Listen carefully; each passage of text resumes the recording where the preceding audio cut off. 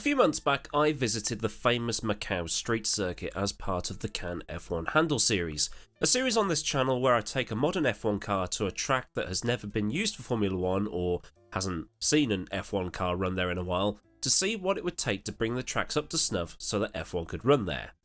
If they ever could, or could again. And in that series I've been to the likes of Kyalami, Donington Park, Snetterton, Road America and Bathurst, to name a few. And while doing some research into the Macau circuit for that particular episode, the Wikipedia entry for the track said that it is one of the few tracks in the world that has never changed its layout, with the exception of moving the pits to its current location at the southern end of the circuit. Now, most tracks over the years have had minor and major changes made to them in the name of safety, lack of paddock space, or just to provide more overtaking opportunities. So that then begs the question, are there any other circuits out there that have never changed their layout, including moving the pit lanes? And that then opens up a wealth of possibilities and technicalities, which we'll get out of the way now. So to qualify for this list, if you want to call it that, the track must be at least 30 years old, and also have been in some consistent or constant use since 1991 or 1992, although some special dispensation to a couple of others can be made that might be slightly newer. Because places like Qatar, Jeddah, Bahrain and so on won't have changed layouts because they're, well, so new.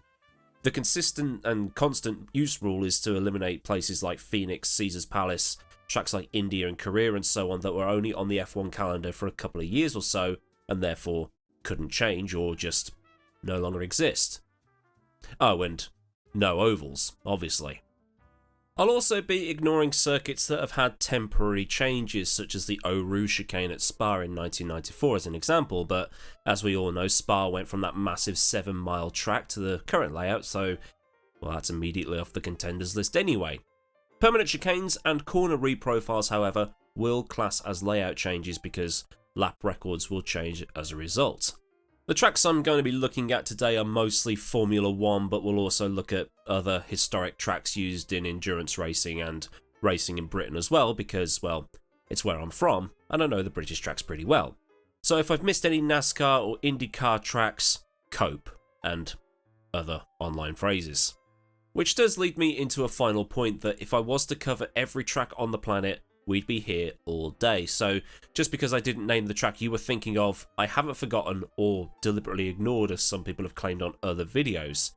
Cool, I think we can get going with this thing now, so why not start with the tracks closest to home? Well, might as well start with the track that is closest to home, which is Donington Park. Now this is the layout we're all familiar with, the one that Senna schooled everybody at in the wet in 1993, and the track where thousands of people turned up to watch Mansell at an even wetter BTCC event in 1998. But this isn't the original layout. This is. So we can scratch Donington Park off immediately. I mean, look how different they are. That's mad. Now on your screen are the venues visited by the BTCC and its support races. From left to right we have Silverstone, Brands Hatch, Thruxton, Croft, Snetterton, Knockhill and Alton Park. Donington is omitted because, obviously, we've just looked at it. But here are the original layouts of those circuits. Now you're probably thinking, where have the other ones gone? But these are the only ones that I've been able to find under Creative Commons and all of that stuff, so only Snetterton, Silverstone, Brands and Knockhill are shown here. Sucks, I know, but if you go to racecircuits.info, link for which will be in the description, you'll be able to look through the British tracks and all the other tracks in the world in great detail. Notice how Knockhill is the only one that has not changed, so we can add that one to the list of tracks that have never been changed, and, still using the original layout. It's also the only track in Britain that has an anti-clockwise and a clockwise layout. The more you know. And the home of British motorsport, Silverstone, once looked like this, like the silhouette of a Pokemon or something. And over the years, corners were added, corners were reprofiled, they butchered the track by adding the Bridge Priory Brooklands section, butchered it again by adding the Maggotts Beckett's S's in the early 90s, and then it all evolved into how we know it today. Okay, so that's Britain covered. Where else exists? Manicourt is a track that exists down in French France. We usually associate it with this layout, which came about after the chicane on the start-finish straight was moved from before the final corner to where it is now. But weirdly, this was the original layout. What the hell? From this to this. But then it originally started as a racing school before becoming a Barcelona-style glorified test track, so it actually starts to make sense when you think about it. But where else is there in Europe? Hockenheim? Nope, we know what happened there. The Nürburgring? Well, that's a pretty obvious one. Spa? Already established. Le Mans? Well, the chicanes on the Mulsanne eliminate that one even without the addition of, Porsche curves and stuff. But even places like Pau, Clermont-Ferrand, Nogaro, historic but lesser known tracks in Europe have been changed. And not subtly either. The layout changes have been pretty obvious. Zandvoort is another track that was pretty long and then shortened into what we know today.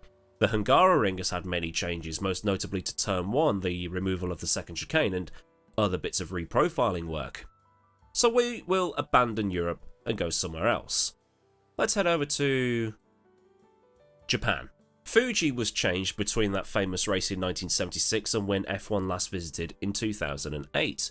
The other two Japanese circuits were Aida, which was only used twice, so we will ignore that, and Suzuka, one of the most loved tracks in the world. Now, Suzuka is one of the ones where you need to look closely to see the changes. The most obvious is the chicane at the end of the lap, the scene of Senna and Prost coming together in 1989, also Irvine being tipped out by Berger in 1996, and Esteban Tuera and Toru Takagi wiping each other out in 1998. At the chicane, and you're 98% of the way there. But there are some other changes. Originally, Degner was one corner. It is now two. Spoon Curve was effectively swapped with Degner in terms of design. Two corners became one at Spoon, and one corner became two at Degner. 130R is also one that's had a few changes over the years, and there's also been slight profile changes to that snaky part of Sector 1, with turns 1 and 2 also being made tighter over the years. And I can't wait to race there in the ACC Sunday League.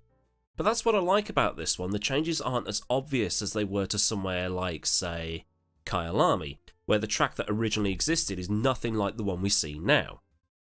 So next, we'll take a trip down under to Australia.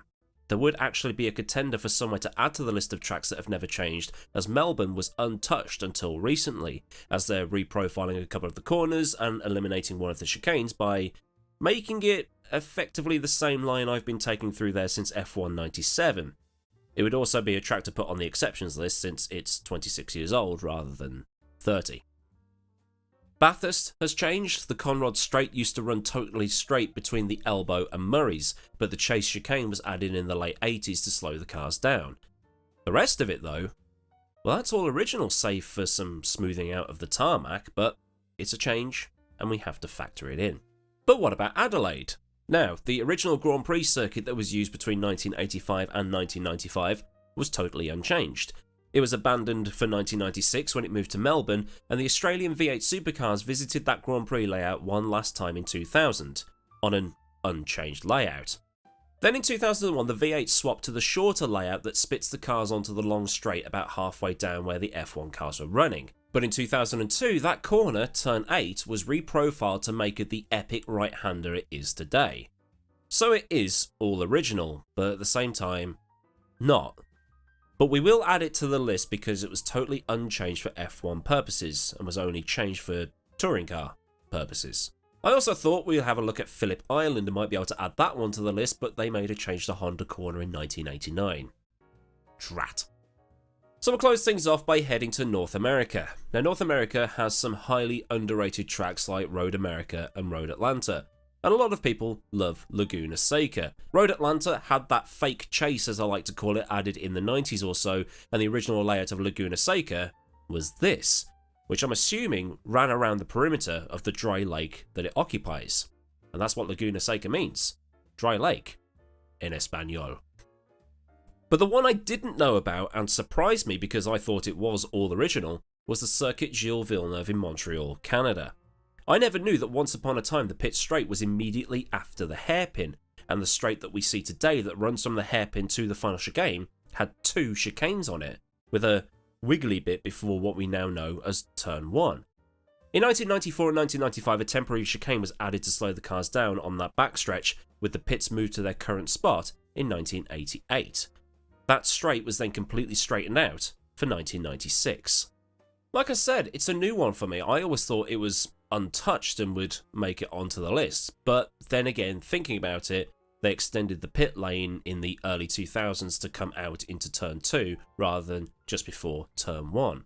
And I know there's probably a few more. I've just looked at each continent. Well, I didn't really touch South America and the major circuits on each of them, but I'm sure there are others that have never been touched over the years. I'm sure you've got some obscure ones ready to fire at me down in the comments, but if you can think of any old F1 tracks older than 30 years, or just major circuits in general that have never changed, then do leave them in the comments. I assure you, if I didn't mention ones that you thought of, I didn't forget.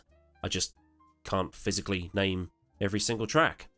But if you learned something here today, then do give this video a like, and for more educational racing content and stuff like that, then get subscribed if you haven't already, and also get that bell on so you never miss out on a future video.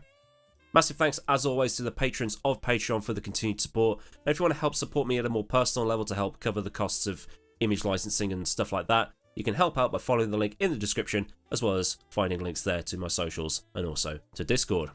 So until next time, I've been AdmiralLaWind. Have a great day wherever you are, and goodbye.